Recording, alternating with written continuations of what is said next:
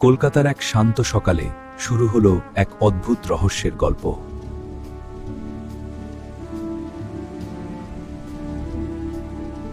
ফেলুদা আর টপসে তখন শান্তিতে বসে।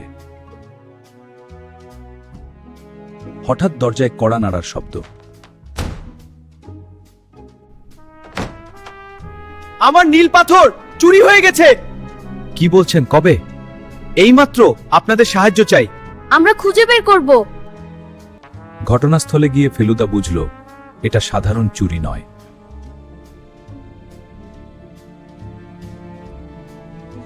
ফেলুদা বলল, চোর বাইরের কেউ নয়, বাড়ির মধ্যেই লুকিয়ে আছে।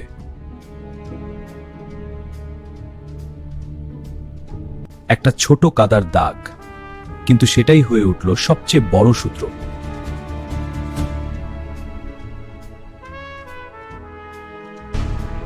তিনজন সন্দেহভাজন, কিন্তু কে আসল চোর?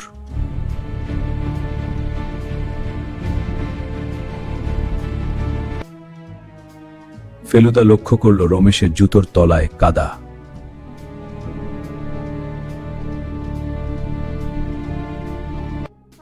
প্রশ্ন শুনে রমেশ ভয় পেয়ে গেল। সত্যি লুকিয়ে রাখা কঠিন।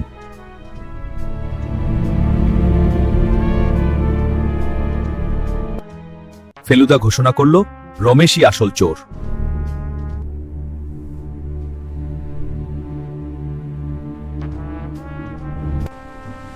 বাগান থেকে উদ্ধার হলো সেই অমূল্য নীল পাথর।